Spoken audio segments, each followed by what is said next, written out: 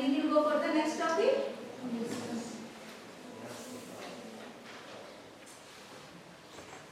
So types of inflation. So when we are going to discuss about the types of inflation, मुद्रास्फीति के प्रकार, here I have tried to explain based on two things, based on rate and based on causes.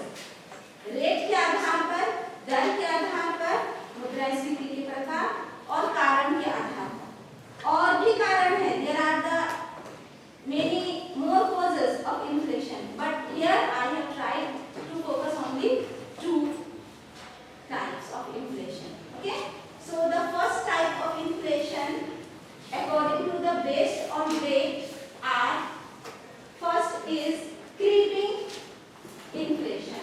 creeping inflation, रेंगता हुआ inflation, जैसे जमीन में धीरे धीरे slowly आगे बढ़ते हैं ना, रेंगते हुए स्नेल सबको देखते हो ना, रोना स्नेल कैसे वो रेंगता है धीरे धीरे।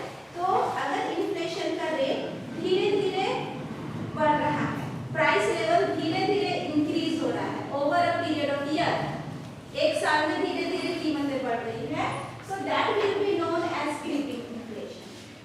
कितना बढ़ेगी? लगभग 2% और लेस देन 2% और 3%। 3% से ज्यादा नहीं जाएगा, 2% से कम रहेगा या 3% के लगभग वो पहुंचेगा।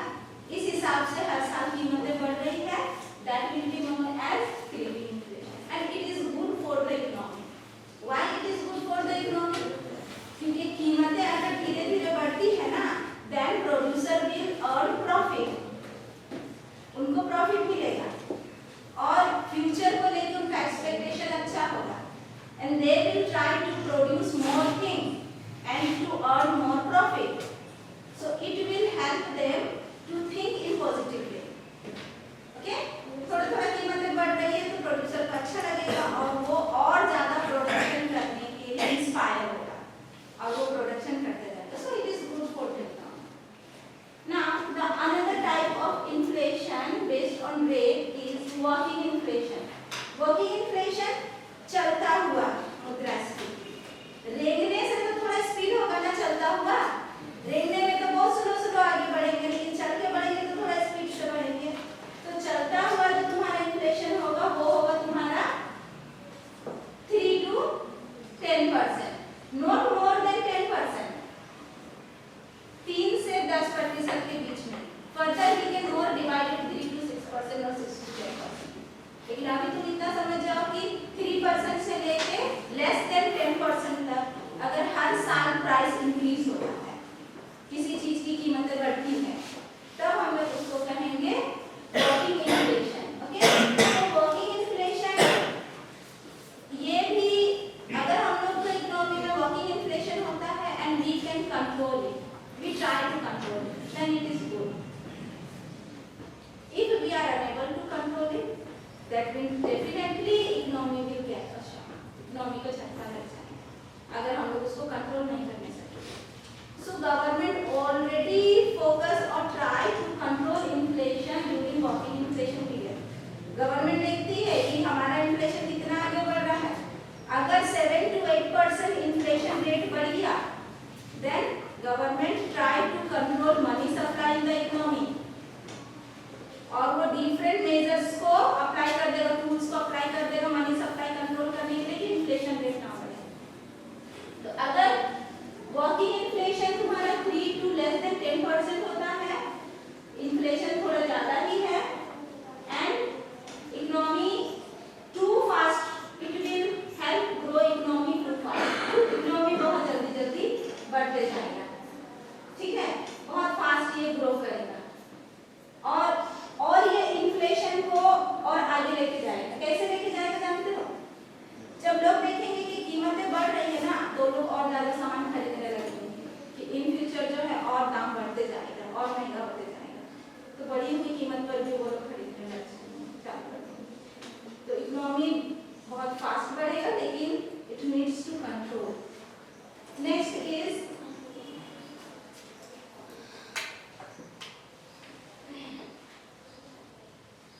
Galloping inflation. गैलोपिंग इन्फ्लेशन में क्या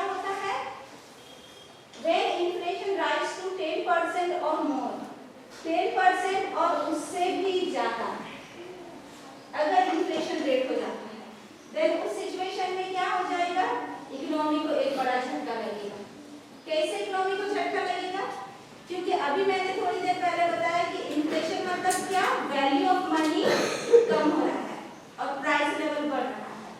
तो इतना ज्यादा इन्फ्लेशन होने लगेगा तो वैल्यू ऑफ मनी बहुत स्पीडली नीचे गिरने लग जाएगा, वैल्यू घटते जाएगा और उससे बड़ा झटका तुम्हारा बिजनेस को लगेगा, इकोनॉमी को लगेगा और एम्प्लॉय इनकम को भी लगेगा, क्योंकि बहुत ज्यादा वेरिएशन हो जाएगा कॉस्ट और प्राइस में। कीमतें सबको बढ़ती जाएगी तो उसका प्रोडक्शन कॉस्ट भी बढ़ेगा, प्रोडक्शन कॉस्ट बढ़ेगा तो इसका इन्फ्लुएंस उसका प्राइस लेवल पर दिखने लगेगा। तो बहुत ज्यादा अनएक्सपेक्टेड सिचुएशंस क्रिएट होती जाएंगी जब तुम्हारा डॉलर इन्फ्लेशन। हाइपर इन्फ्लेशन तो और डेंजर है। हाइपर इन्फ्लेशन में क्या है, एकदम स्काई रॉकेट स्पीड से प्राइस लेवल बढ़ेगा, more than 50% in a month. इससे पहले हम लोग देख रहे थे कि इन्फ्लेशन जो है एक साल में कितना प्राइस लेवल इंक्रीज हो रहा है, बट हाइपर इन्फ्लेशन में क्या हो जाएगा, एक मंथ में during 1 month the price level will increase more than 50%। इतना ज्यादा रेट भागेगा, प्राइस भागेगा उसका, तो वो हो जाता है हाइपर इन्फ्लेशन। ये भी इकोनॉमी को एक बड़ा झटका देता है, शॉक। जनरली हाइपर इन्फ्लेशन कब क्रिएट होता है इकोनॉमी में, जब उस वो कंट्री वार में इन्वॉल्व होता है, विश्व युद्ध सब में इन्वॉल्व होता है और उस वार का खर्चा को, एक्सपेंडिचर को ठीक करने के लिए वो बहुत ज्यादा नोट छापता है। इतना ज्यादा नोट छाप देता है गवर्नमेंट ना कि इकोनॉमी में बहुत ज्यादा मनी सप्लाई हो जाता है, बहुत ज्यादा money supply, quantity of money economy में बहुत बढ़ जाता है। अगर इतना ज्यादा मनी सप्लाई हो जाएगा लेकिन उस हिसाब से तुम्हारा जो जीडीपी है वो नहीं बढ़ रहा है, that means again there will be the imbalance between aggregate demand and supply और इतना ज्यादा हाइपर इन्फ्लेशन। क्लियर है? So these are the types of inflation based on rate. Okay?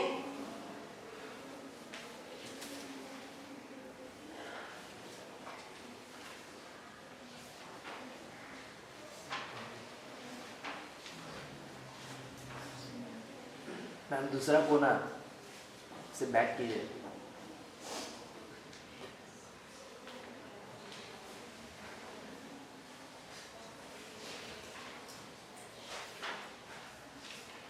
So here you can see different pictures.